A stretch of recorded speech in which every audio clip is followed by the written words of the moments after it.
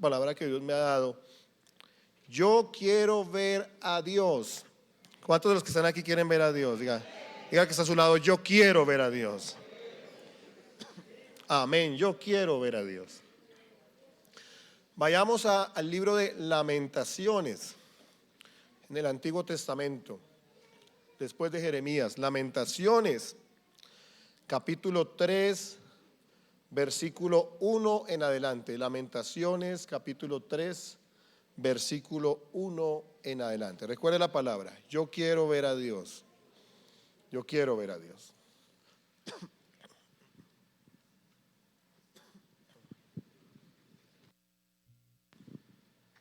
Dice la Biblia en el libro de Lamentaciones, capítulo 3, versículo 1 en adelante, dice la Biblia: yo soy el hombre que ha visto aflicción bajo el látigo de su enojo. Dice el escritor de Lamentaciones, dice: yo soy el hombre que ha visto aflicción bajo el látigo de su enojo. Me guió y me llevó en tinieblas y no en luz.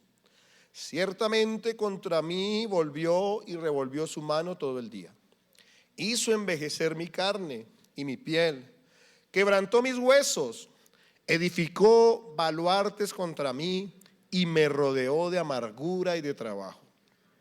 Me dejó en oscuridad como los ya muertos de mucho tiempo.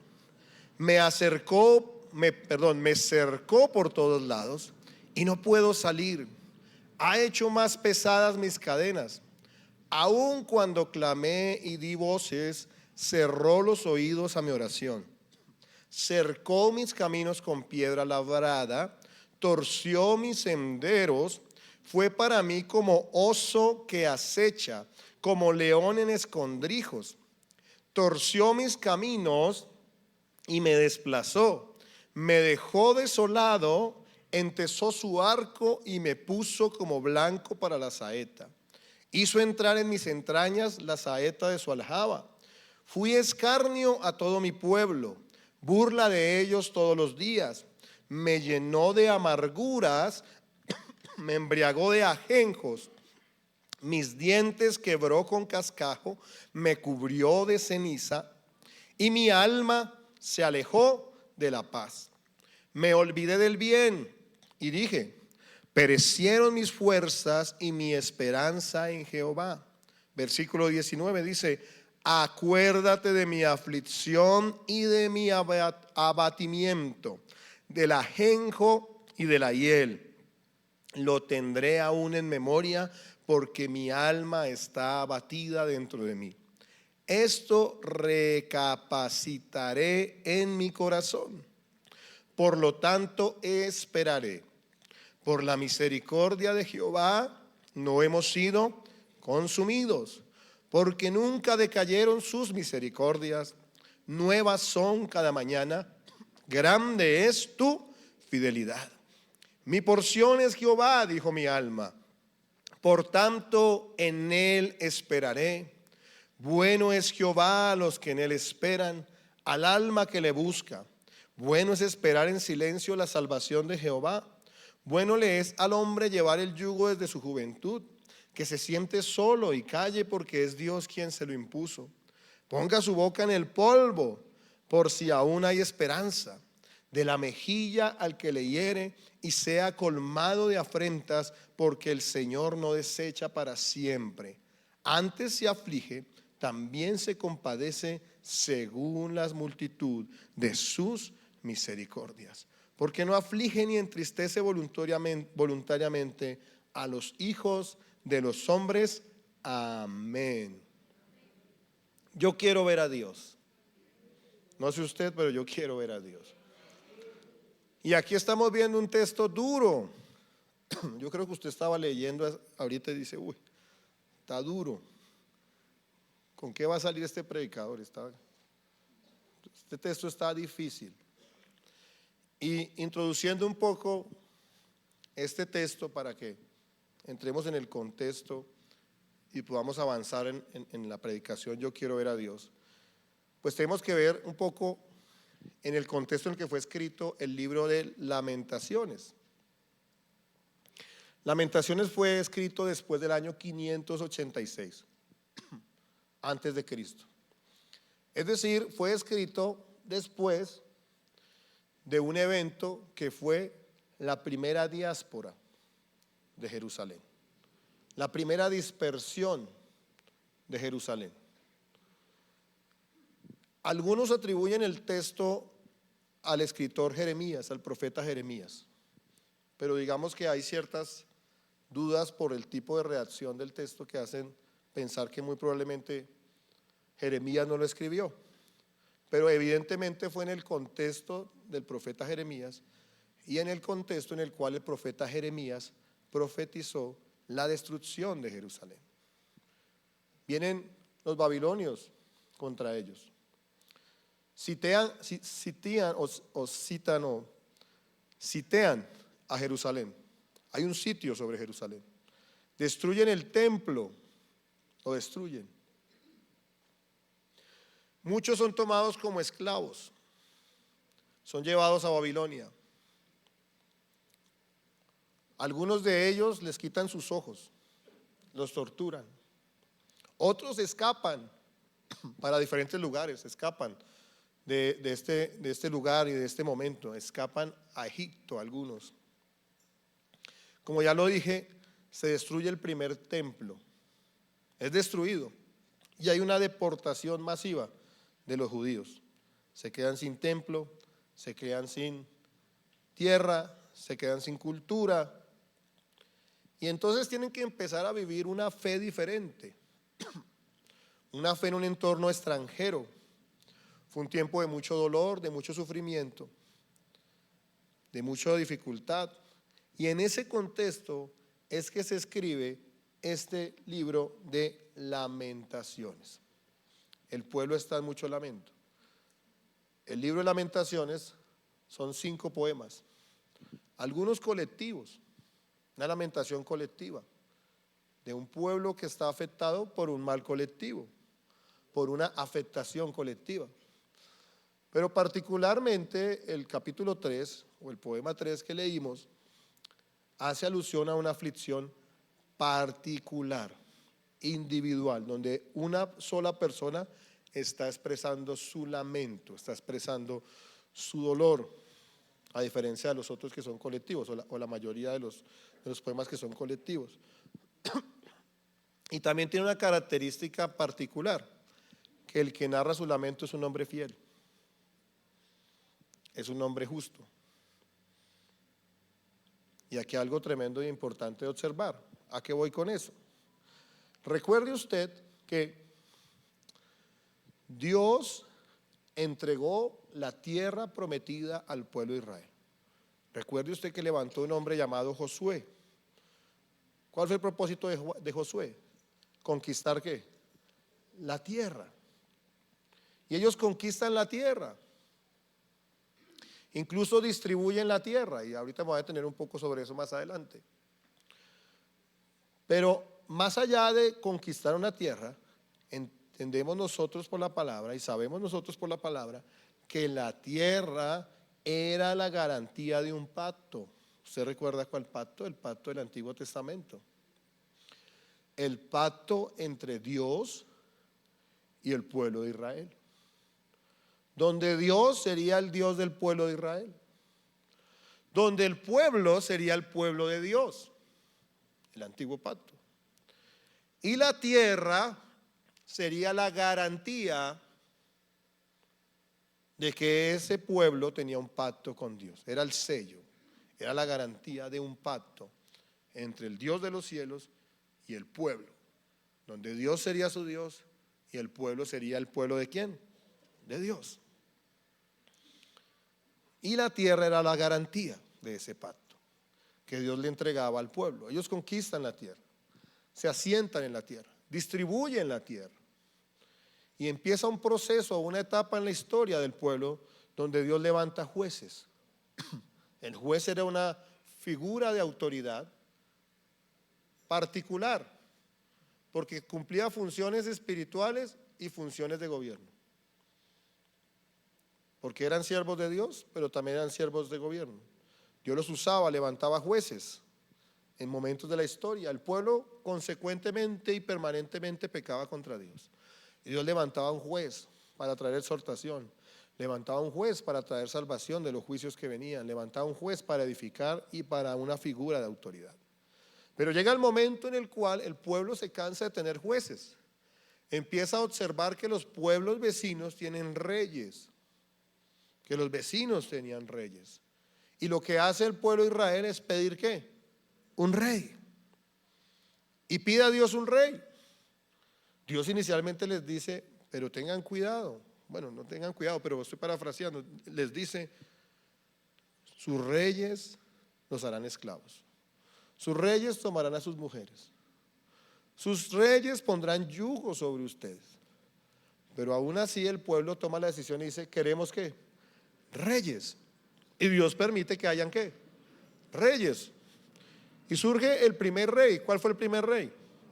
Saúl fue el primer rey. Una transición entre la etapa de los jueces. Samuel fue el último juez, fue sacerdote, fue profeta. Y hubo una transición entre el último juez y el primer rey de Israel. Después viene ¿quién? David. Después viene Salomón. Y después de Salomón viene Roboán. Y cuando Roboán llega al trono, parte del pueblo le dice y pide que el yugo, que la carga que hay sobre el pueblo sea aliviado, sea reducido. Y Roboán toma la decisión de no seguir el consejo de los ancianos y de los sabios, sino de seguir el consejo de los jóvenes inexpertos. Y entonces los jóvenes le aconsejan que él sea más duro. Y le manifiesta al pueblo de que si su padre fue duro, él va a ser ¿qué? Más duro. Y eso genera una división en el pueblo. Genera un cisma. Y ahí surge la división entre el pueblo o el reino de Israel, mejor, y el reino de Judá. El reino dividido. Israel con su capital ¿en dónde? Samaria. Judá con su capital ¿en dónde? Jerusalén.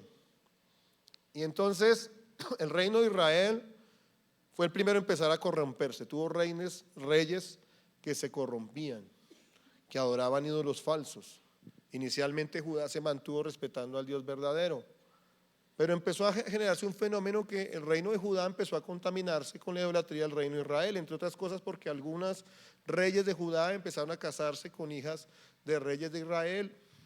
Y viene también que el reino de Judá empiezan a adorar ídolos, a levantar altares. Algunos reyes de Israel y de Judá fueron brujos, fueron hechiceros. Y el pueblo empezó a hacer lo malo delante de Dios. Recuerde usted que había un pacto. ¿Cuál era el pacto? Dios sería ¿qué? El Dios del pueblo. ¿Y el pueblo sería el pueblo de qué? Y había una garantía. ¿Cuál era la garantía? La tierra. La tierra. Entonces llega un momento que el juicio de Dios cae sobre ellos y Dios quita la tierra. Utiliza a Nabucodonosor para tomar la tierra, a Babilonia. Y viene la primera diáspora. Viene la diáspora, bueno, inicialmente fue sobre el pueblo de Israel, posteriormente sobre Judá, sobre el reino de Judá. Y llega el momento en el cual Jerusalén es sitiada, se destruye el templo y viene un éxodo, una diáspora de judíos, muchos llevados a Babilonia. Esto lo había profetizado Jeremías. Profetizaba el arrepentimiento. Una visión profética a veces muy diferente a los profetas actuales.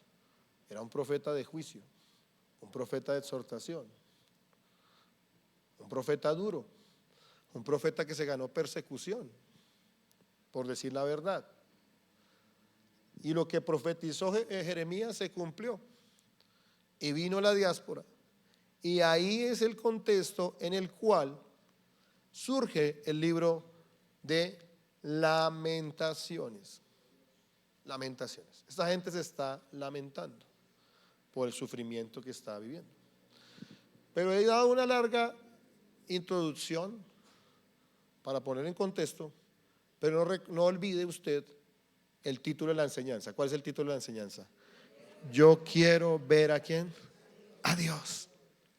Entonces, desde ese punto de vista, desde esa perspectiva de yo quiero ver a Dios, lo primero que quiero decir a partir de la lectura que hemos hecho es que yo quiero ver a Dios porque en la etapa más sombría de la prueba el Señor siempre estará con nosotros.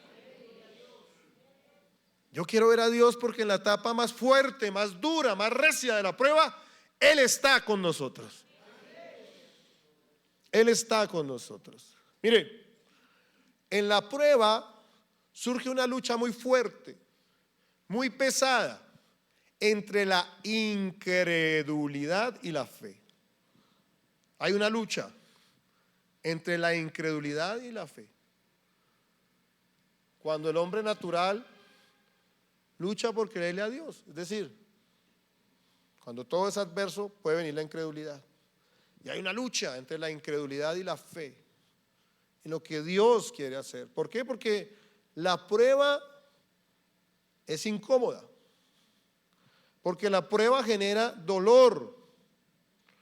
Porque la prueba tiene elementos difíciles de gestionar, de procesar. Pero además de eso, porque la naturaleza humana pues no desea tener una prueba. ¿O cuántos de los que están aquí quieren pasar por pruebas? Pues yo creo que ninguno. Yo tampoco, tranquilo, no se sienta mal.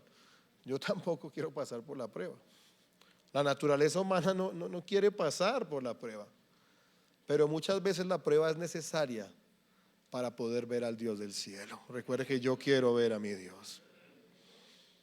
Pero es muy importante decir que se equivoca, escuche esto, se equivoca el que cree que en la prueba la fortaleza y la esperanza de Dios se han agotado. Se equivoca el que cree que en la rudeza de la prueba Dios no está con nosotros. Yo quiero decirte que aún en las pruebas más grandes Dios siempre está con nosotros y está cuidando de nosotros, y a Él damos toda la gloria en el nombre poderoso de Dios. La fortaleza y la esperanza de Dios no han perecido, no se han agotado. Y esto es lo que reflexiona el escritor de Lamentaciones. Usted se dio cuenta que duramos 20 versículos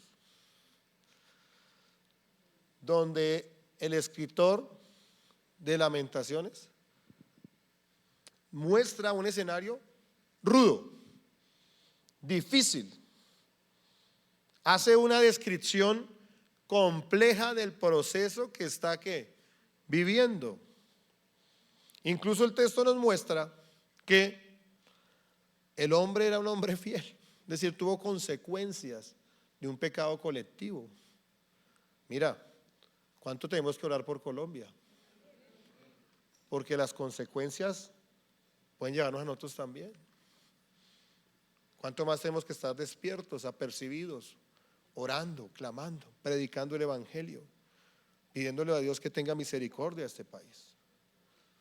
Este es un poema donde se describe una circunstancia individual, no colectiva. Por supuesto afectó al colectivo, pero también afectó al hombre fiel. Y este hombre dura 20 versículos relatando una prueba compleja, fuerte, difícil, hasta que llega al versículo 21. Usted observa que en el versículo 21 hay un punto de inflexión, hay un cambio en el relato. Cambia el relato. En el versículo 21 dice, el escritor dice, esto recapacitaré en mi corazón. Es decir, recapacita. Empieza el manual de agravios, o no de agravios, de dolor.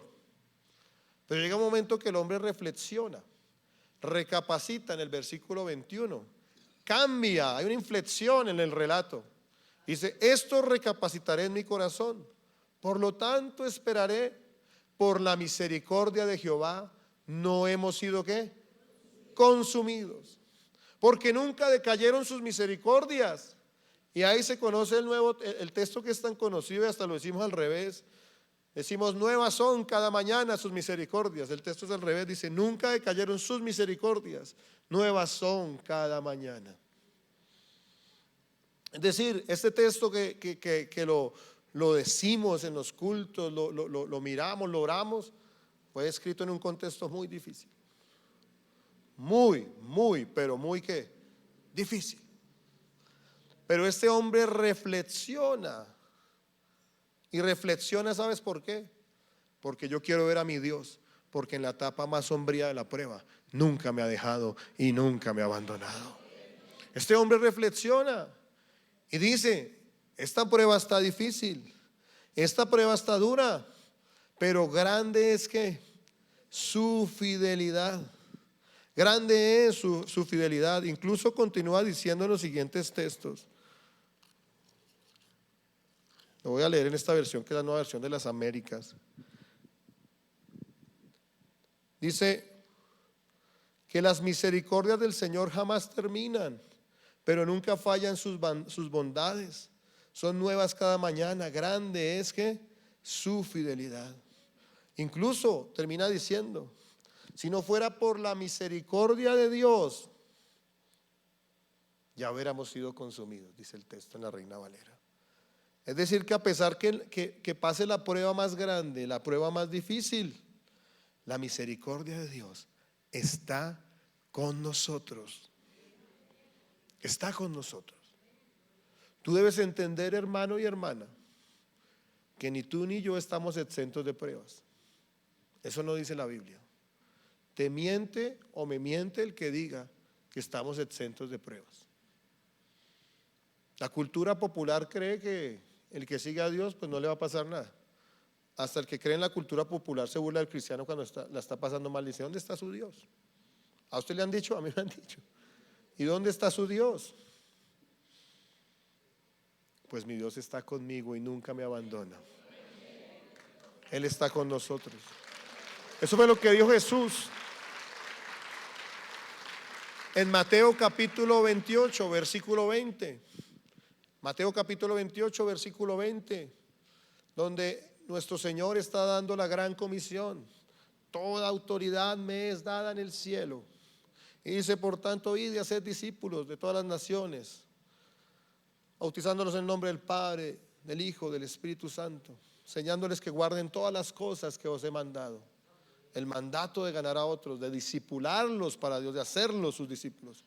Pero finaliza diciendo, y yo estaré con vosotros todos los días hasta el fin del mundo. Él ha dado su promesa y no la ha cambiado. Él está con nosotros todos los días, no solo los días que estamos bien, todos los días está con nosotros hasta el fin del mundo. Por eso yo quiero ver a Dios, porque en la etapa más sombría de la prueba, el Señor siempre está con nosotros. Hay una reflexión, voy a leerla. ¿Cuántos de los que están aquí han ido a encuentro? Levanten su mano. Bueno, la gran mayoría. Que la leemos en el encuentro, que se llama Huellas en la Arena. ¿Cuántos han leído Huellas en la Arena? Bueno, ya más poquitos, pero bueno. Miren lo que dice Huellas en la Arena. Dice, ¿la pusieron ahí? Ah, no, unas huellas. Una noche soñé, es una reflexión, una noche soñé que caminaba por la playa con Dios. Dice este escritor esta reflexión. Una noche soñé que caminaba por la playa con Dios. Durante la caminata, muchas escenas de mi vida se iban proyectando en la pantalla del cielo. Con cada escena que pasaba notaba que unas huellas de pies se formaban en la arena. Unas eran las mías y las otras eran de Dios. A veces aparecían 2 pares de huellas, es decir, 4 pies. Y a veces un solo par, es decir, 2 pies. Esto me preocupó mucho porque pude notar que durante las escenas que reflejaban las etapas más tristes de mi vida, cuando me sentía más apenado, angustiado y derrotado, solamente había un par de huellas en la arena. Entonces le dije a Dios, Señor, tú me prometiste que si te seguía siempre caminarías a mi lado. Sin embargo, he notado que en los momentos más difíciles de mi vida había un solo par de huellas en la arena, solo 2 pies, un par de huellas. ¿Por qué cuando más te necesité no caminaste a mi lado? Entonces Dios me respondió: querido hijo, yo te amo infinitamente y jamás te abandonaría. En los momentos difíciles, cuando viste en la arena solo un par de pisadas, es porque yo te cargaba en mis brazos. En los momentos más difíciles de tu vida y de mi vida, las huellas que caminan en la arena son las huellas de Dios que te está cargando y te lleva en sus brazos de amor. Recuerda que Dios siempre ha estado con nosotros. Él ha prometido estar con nosotros hasta el fin. Y como dijo el escritor de Lamentaciones, muchas cosas pudieron ser muchas peores si no fuera por la misericordia de Dios. El escritor de Lamentaciones dice: si no fuera por la misericordia de Dios, ya hubiéramos sido consumidos. Yo quiero ver a Dios, porque en el momento de la prueba Él nunca me abandona. Eso es lo primero que quiero decir. Lo segundo que quiero decir, es que yo quiero ver a mi Dios porque recuerdo, iba a poner como miro atrás, pero no es el contexto. O sea, quiero explicarles, porque la Biblia dice que el que mira atrás no es digno de ser su discípulo. Pero lo que le quiero decir es que yo quiero ver a Dios porque recuerdo. Y cuando recuerdo, me doy cuenta que nunca me ha dejado. Recordamos que nunca nos ha dejado. A ver, ¿quién me ayuda? Aquí un hombre diligente, por favor. Pase aquí al frente. Eso, hermano Néstor, hágame un favor, traiga esa piedra que está ahí.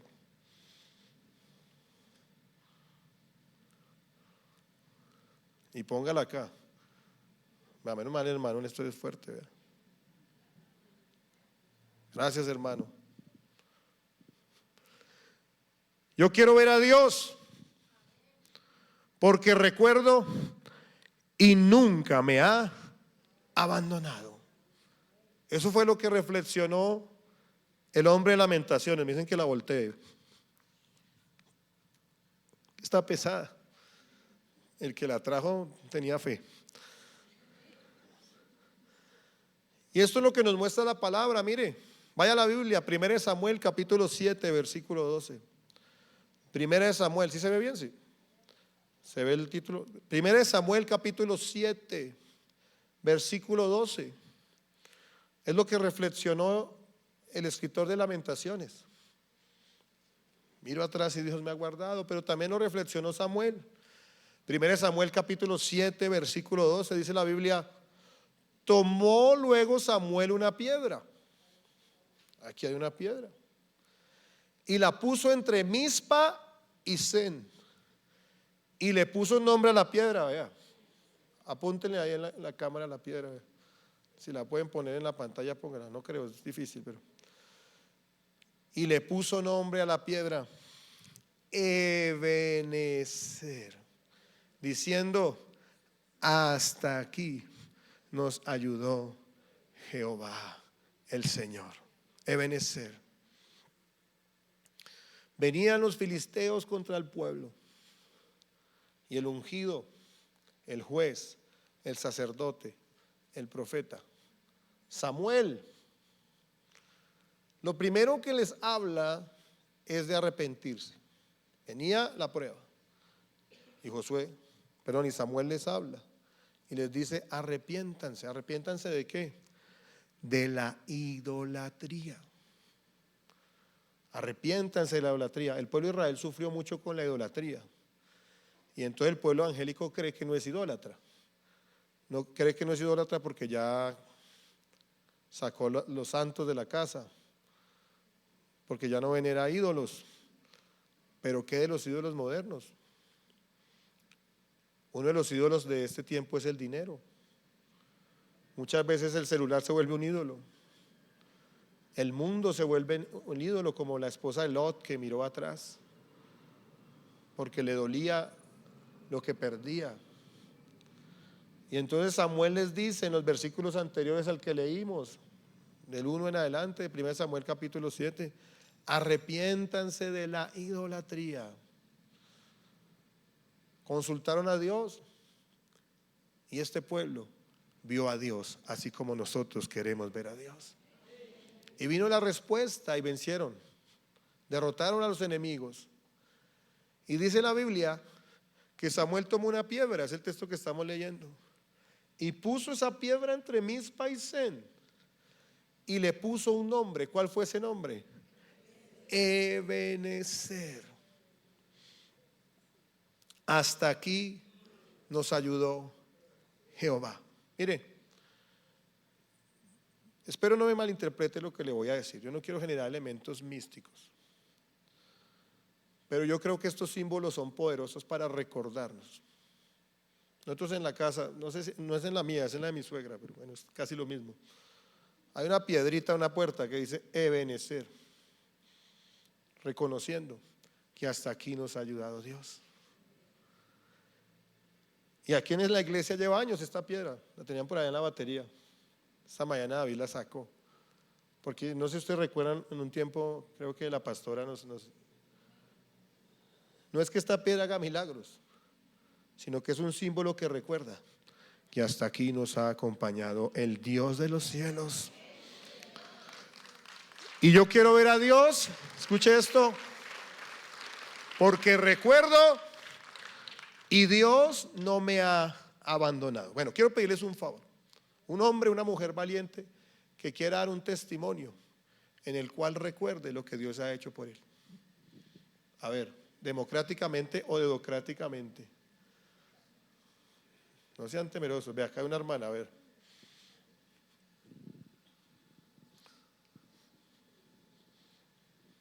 Hermanos, buenos días.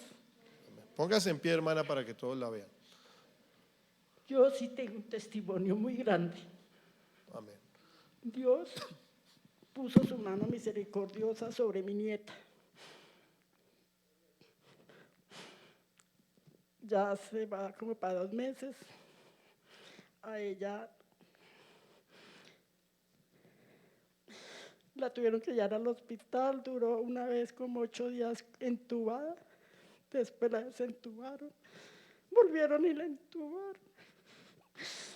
Y yo, allá no dejan entrar sino el papá y la mamá, pero yo le oré a Dios, yo venía a los ayunos, yo le oré a Dios, le decía, Señor, por favor, no permitas que Satanás me la toque. Y llegué a la UCI, me dejaron sola como media hora, y yo me boté al piso, y ahí no descubría sino la muerte.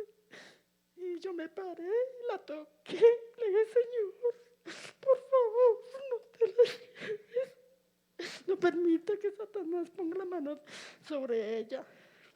Y esa noche no dejaron a los padres ni nada. Y a las 2 de la mañana los llamaron a ellos. Creía que era algo malo, pero yo sentía en mi corazón que no. Y los llamaron para desentubarla.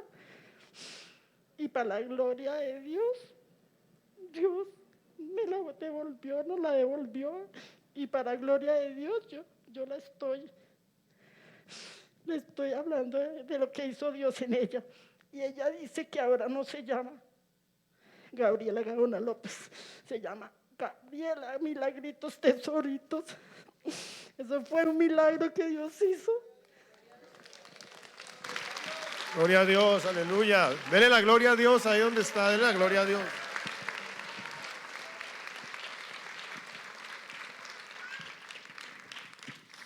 Bueno, yo también tengo un testimonio. Hace como 3 años, los que conocen a mi esposo saben que él tiene un llamado de gobierno. Hace 3 años Ana María tenía 3 meses, cuando mi esposo en medio de ese llamado tuvo que salir de Bogotá. Su campaña era en Bogotá, pero por circunstancias tuvo que salir en su carro. Yo sé que hay unas imágenes que yo pasé, quiero que miren, cuando recibí una llamada me dijeron, estamos bien, no se preocupe. Y me mandan estas imágenes. Yo yo crecí con un padre ausente y siempre le pedí a Dios que si iba a formar un hogar y iba a tener hijos, no tuviera un padre ausente. Y esto casi me quita el papá de mis hijas. Pero para gloria de Dios, ahí supe que la victoria no era una campaña, la victoria no era llegar allí. La victoria fue que mi esposo quedó sin un rasguño después de este accidente. Sin un rasguño. Esto solo lo hace Dios. Amén. ¿Alguien más quiere dar un testimonio de lo que Dios ha hecho? Aquí una hermana.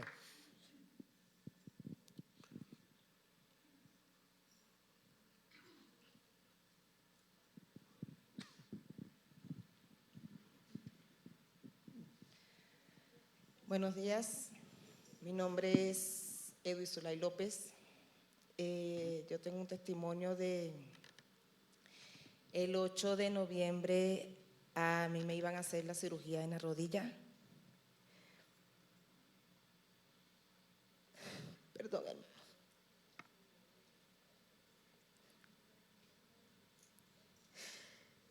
Pero antes de irme esa tarde al hospital, el Señor me habló en el cuarto. Yo estaba orando y le estaba pidiendo a mi Señor. Yo le decía: Dios, yo no quiero que me hagan esa cirugía.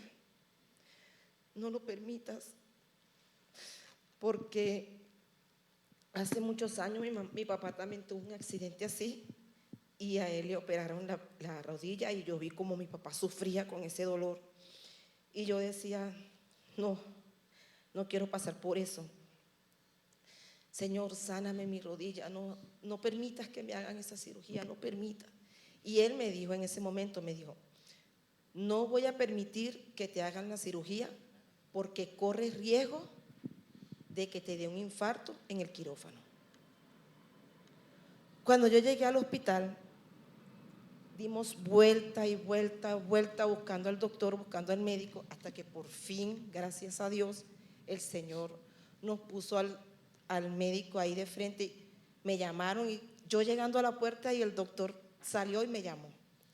Cuando yo entré, me vieron la rodilla, vieron los exámenes. Bueno, ya los exámenes estaban vencidos, ya tenían 6 meses, porque eso era médico para allá, médico para acá, médico para allá, hasta que por fin Dios puso ese médico ahí y gracias a Dios vio todo, me vio la rodilla, me dijo: así mismo como me lo confirmó el Señor, me lo confirmó el médico. Me dijo: no te voy a hacer la cirugía porque primero tienes la rodilla muy inflamada, segundo ya tienes 9 meses con la rodilla tiesa sin moverla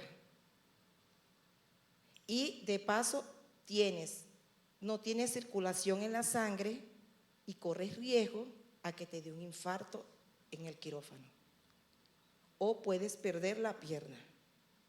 Entonces, no me acuerdo el nombre de la enfermedad que me dijo él si me hacía la cirugía.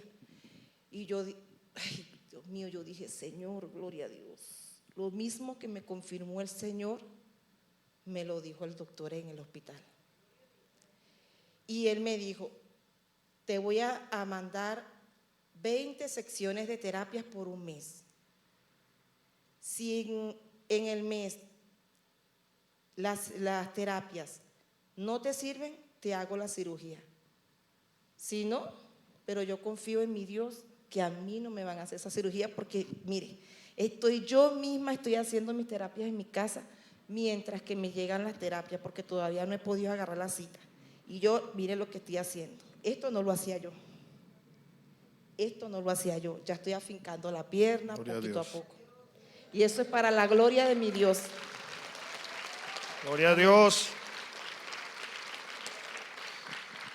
Yo quiero ver a mi Dios porque recuerdo y nunca me ha dejado, nunca me ha abandonado. Y puedo levantar mis manos al cielo y le adoro, Señor, porque en la prueba más grande tú no nos dejas, no nos abandonas y estás con nosotros todos los días hasta el fin del mundo. Amén. Yo quiero ver a mi Dios porque recuerdo y nunca me ha dejado.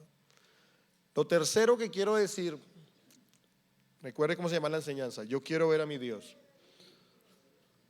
y con base en el texto de Lamentaciones 3, yo quiero ver a mi Dios porque Él es mi porción y en Él espero.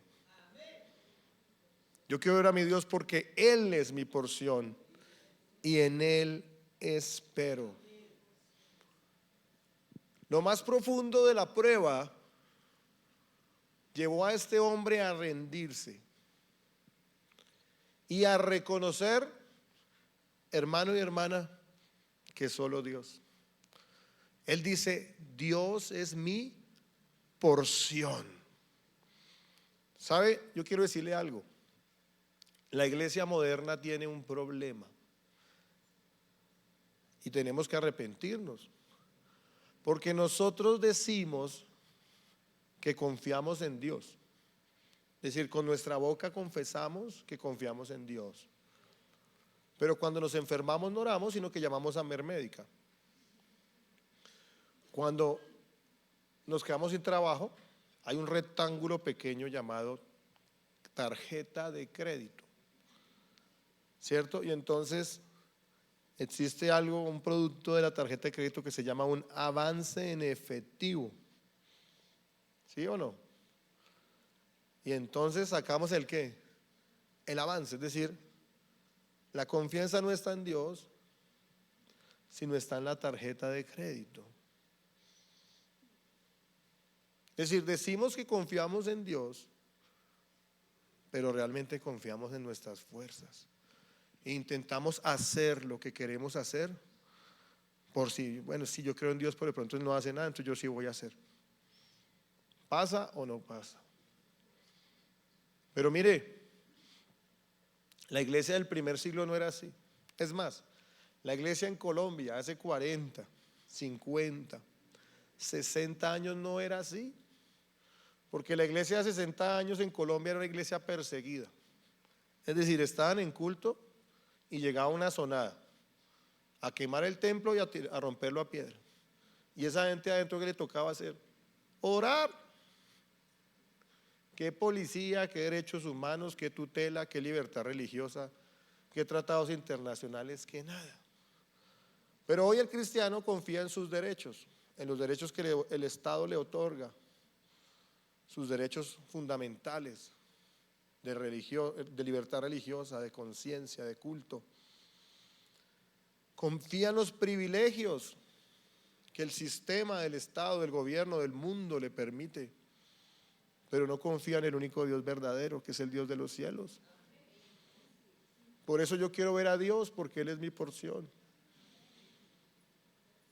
Pero esa iglesia hace 40, 50, 60, 70 años era una iglesia perseguida. Hace unos años no estábamos en este lugar, estábamos en un templo se llama en Palo Blanco, unas 15 cuadras de acá más o menos, de la historia de esta iglesia. Y esa vez fue a predicar un pastor que ya murió, se llama Julio Pérez, o se llamaba Julio Pérez. Y él predicaba que él iba a los pueblos, a las veredas, y entonces predicaba milagros maravillosos, que en una de esas, a la sopa que les dieron en un lugar, le echaron vidrio molido para matarlos. Y ellos comían de esa sopa y no se morían. Y entonces la gente lo que hacía era llegar al altar postrada, rendida ante Dios, por ver la maravillosa mano y poderosa de Dios. Es decir, esta gente dependía de Dios. O llegaba, contó una historia que dio mucha risa, ¿sabes? Yo no me acuerdo bien porque yo tenía como 7 años cuando la contó, y contaba que el hombre que le dijo, un tipo le dijo, si usted sigue predicando el evangelio lo voy a matar, porque parece que el hombre, el pastor evangelizó a la esposa del hombre o a la señora del hombre, y la señora se convirtió, y entonces ya que si no se casaba no seguía con él. En esa época también radicales con eso. Entonces el hombre dijo, si usted sigue predicando por acá lo voy a matar. Y resulta que el pastor Julio iba caminando, cuenta él, y que se lo encontró en el camino y estaban solos. Y que entonces el hombre sacó el revólver para matarlo, y cuando sacó el revólver se le cayó la caja de dientes y empezó a buscar la caja de dientes. Y entonces el hermano, que es que como que corría harto, y salió corriendo, y Dios lo salvó. Ese día no podemos de la risa, así como están ustedes, pues porque lo contó el caos. Pero nosotros hoy creemos en nuestras propias fuerzas, en nuestra habilidad, en nuestra capacidad de resolver los problemas. Pero el escritor de Lamentaciones llegó a un punto de inflexión en la historia donde dejó de quejarse de la dura prueba que sí estaba viviendo y reconoció algo maravilloso, que es la demostración que el escritor de Lamentaciones, el proceso estaba haciendo efecto. El proceso estaba cumpliendo el propósito. El proceso lo llevó a reconocer que Dios era su porción. No le quedaba nada más. Y a veces Dios tiene que llevarnos, porque somos tan duros y tan incrédulos, y tiene que llevarnos a entender que no nos queda más sino el Dios de los cielos. Para que el escritor dijera: Jehová es mi porción y en él espero. Y por eso yo quiero ver a Dios, porque Jehová es mi porción y en él espero. Es decir, que fue una demostración de la dependencia, donde él dependía de Dios. Y esto también lo vemos en los salmos, cuando Asaf, uno de los escritores de los salmos, también lo confiesa en el Salmo capítulo 73, versículo 25 en adelante. Salmos capítulo 73, búsquelo ahí en la Biblia. Salmo capítulo 73, versículo 25 en adelante, donde Asaf confiesa lo siguiente. Es un salmo dedicado al obrar injusto de los impíos, de los malos, donde muchas veces el cristiano se cuestiona: pero ¿por qué el impío es injusto, es malo y permanece? Y esa reflexión que en este caso hace Asaf sobre ello. Y dice, tal vez muy probablemente Asaf, llevado por la injusticia de los impíos, confiesa en el versículo 25 del Salmo 73 y dice: ¿a quién tengo yo en los cielos sino a ti? Y fuera de ti nada deseo en la tierra. Dice: mi carne y mi corazón desfallecen, mas la roca de mi corazón y mi porción es Dios para siempre. Porque he aquí, los que se alejan de ti perecerán. Tú destruirás a todo aquel que de ti se aparta. Amén. Yo quiero ver a Dios, porque Jehová es mi porción. Y es lo que dice el salmista. Reflexiona ante la injusticia del impío y dice: ¿a quién tengo yo en los cielos? ¿Tengo un arcángel? ¿Tengo una palanca? ¿Tengo un emisario? Dile al que está a su lado: tenemos al más grande de los grandes. Tenemos al Dios que hizo los cielos, hizo la tierra, el inconmovible, que ni el cielo ni el espacio lo puede contener. El que era, el que es, el que ha de venir, el que vive por los siglos de los siglos. ¿A quién tengo yo en los cielos sino a ti? Yo quiero ver a Dios, porque Jehová es mi porción. Pero el escritor de los salmos, Asaf, continúa diciendo: y fuera de ti nada deseo en la tierra. ¡Ay, qué poderoso! Alguna vez yo estaba leyendo con este texto, estaba orando con este texto, y yo decía: ¿a quién tengo yo en los cielos sino a ti? Y seguía y decía: no, pero yo sí deseo algo en la tierra. Es más, estaba orando por algo que deseaba en la tierra. Pero lo que yo observo es que cuando el escritor de Lamentaciones dice que Jehová es mi porción, y cuando Asaf en los salmos dice: ¿a quién tengo yo en los cielos sino a ti? Y fuera de ti no deseo en la tierra. Es el clamor de un hombre y una mujer procesada. Es el clamor de un hombre y una mujer alineada a la voluntad de Dios. Porque ¿cuál es su deseo? El Dios de los cielos. Por supuesto que muchas veces clamamos a Dios por una necesidad. En la mayoría de los casos lo es. Pero llega un momento que esa necesidad se vuelve la excusa para que conozcamos al Dios verdadero y podamos decir como Asaf: y fuera de ti nada deseo en la tierra. Pero continúa diciendo Asaf: mi carne y mi corazón desfallecen, mas la roca de mi corazón y mi porción es Dios.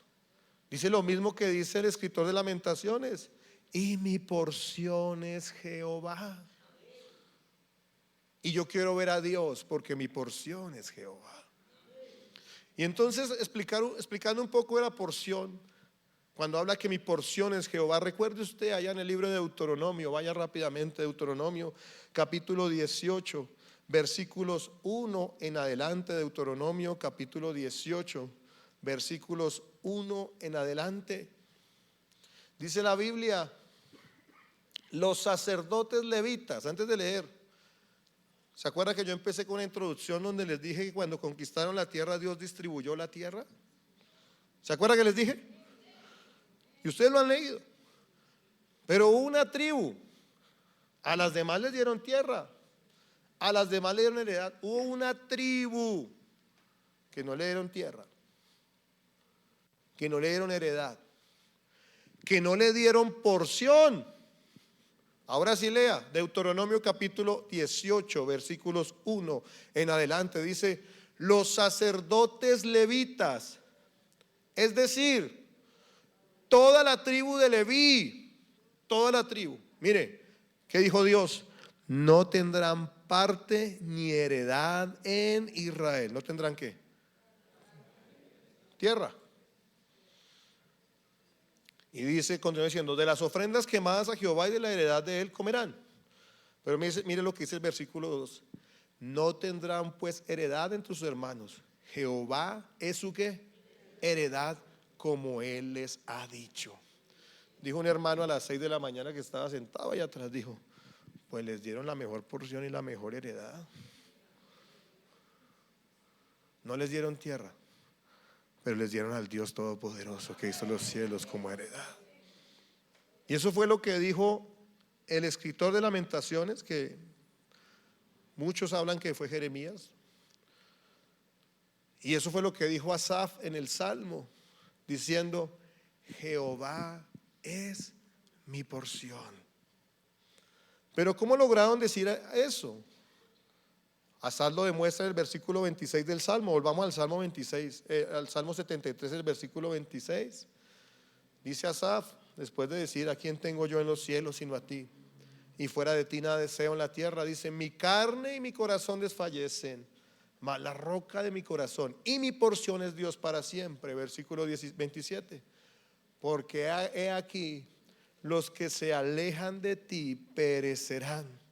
Tú destruirás a todo aquel que de ti se aparta. Yo quiero ver a Dios porque Jehová es mi porción, porque el que hace la voluntad de Dios permanece para siempre. Somos saciados en que Jehová es mi porción. Y por eso lo tercero que quise decir es que yo quiero ver a Dios porque Jehová es mi porción y en él esperaré. Hemos dicho, ¿cuál fue el primero? Yo quiero ver a Dios, ¿por qué? A ver, los que anotan. Porque en la etapa más difícil de la prueba, Él está conmigo. Segundo, yo quiero ver a Dios porque recuerdo. Porque recuerdo ¿y qué? Y nunca me ha dejado. Tercero, yo quiero ver a Dios porque Él es mi porción y en Él espero. Y cuarto, para finalizar, ya voy a acabar. Yo quiero ver a Dios. Es una expresión de adoración. Yo quiero ver a Dios. Es una expresión de dependencia. Yo quiero ver a Dios. Es una expresión de rendición. Y es una expresión de humillación. Es decir, la Biblia es clara en el Deuteronomio capítulo 6, versículo 6, de no tentar a Dios. No tentarás al Señor tu Dios. También en el Éxodo 20, en los mandamientos, donde dice que no tomarás el nombre del Señor, nuestro Dios, en vano. Es decir, que lo que le quiero decir es que cuando me paro en este altar con temor y temor de Dios, no es una expresión de que yo quiero ver a Dios como una expresión que viene de la carne, del ego. Es que yo sirvo a Dios y nada. No le estoy diciendo eso. Ni una expresión de reto. A ver, ¿qué es lo que Dios va a hacer? No, lo digo con temor y temblor lo que le estoy diciendo.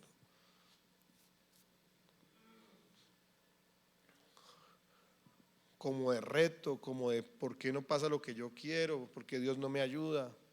Es decir, expresiones naturales o expresiones características de un corazón carnal natural.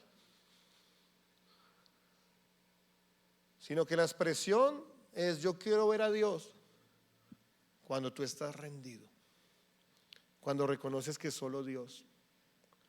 Y es la expresión que viene del corazón, de humillación, de quebranto, de lo más profundo del corazón, diciendo, Señor, yo quiero ver al Dios que sigo. Yo quiero ver al Dios que sirvo. Yo quiero ver al Dios que camino con Él. Yo quiero ver al Dios que predico. Porque en conclusión, yo quiero ver a Dios. Aleluya. Póngase en pie y vamos a orar en esta mañana en el nombre de Jesús. Aleluya. Cierre sus ojos y vamos.